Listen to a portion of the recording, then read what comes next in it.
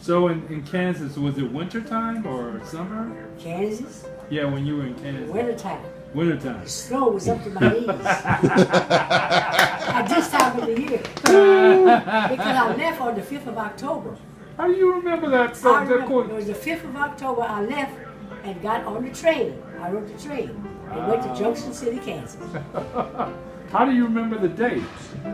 Well, it's up here.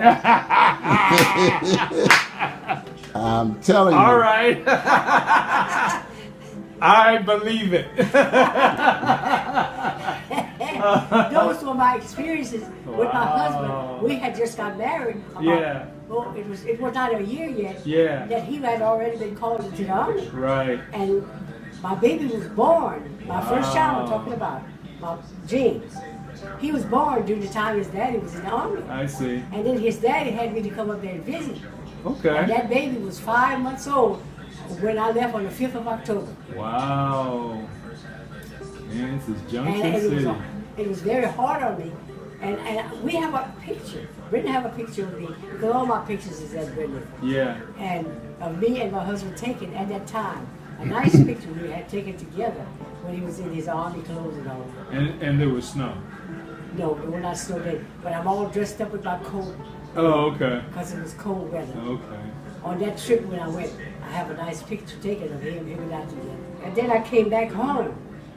And then when he came back, he came on his furlough when my baby was 10 months old then. I got you. And then this is when he took me to Philadelphia. I got you. When I went to Kansas from Philadelphia. I got you. Okay. Been around, sister. Well, thank you, Lord. Better around I'm still here. Yeah. Yeah. Just before I went to Kansas, was it Kansas or Missouri? No, it was Missouri. See, Missouri was the place that I met my husband just before he went overseas. And I met some Adventists. I went to Adventist church there also. Really? Yeah, I met some of the Adventist ladies. I mean, I knew I got a little experience from the Adventists while I was there, because I was going into the church. I was coming from the Philadelphia church when I went to visit my husband. See, and I had a room. My husband got me a room from a lady who was an Adventist too. Okay.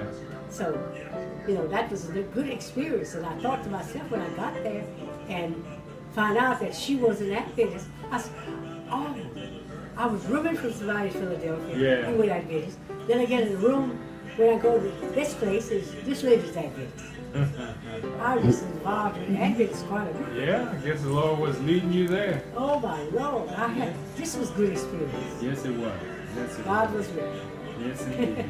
And by the time my husband, my boy's daddy, came to visit on his furlough. Furlough means that his army was giving him a vacation. Yeah.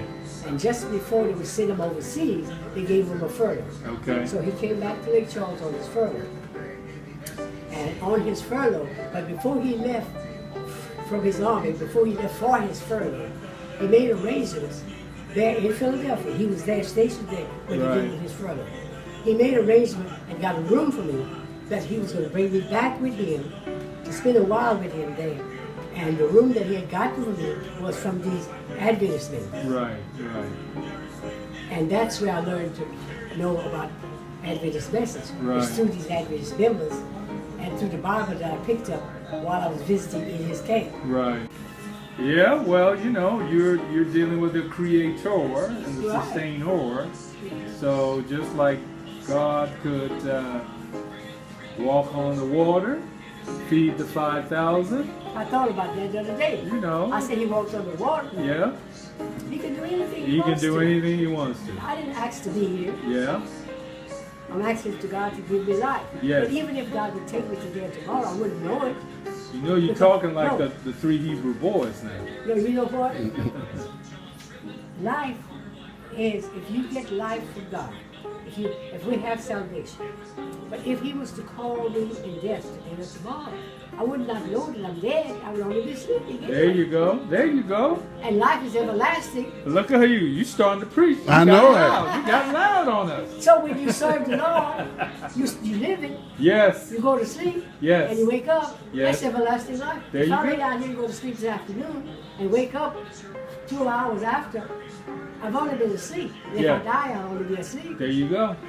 So at the coming of Christ, if he comes before we die, Yeah.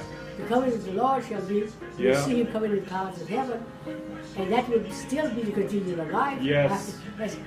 We have no fear. There Look, you go. I didn't ask to be here to start with. Yes. Amen. Everything's in God's hand. Amen, sister. Amen to that. All right.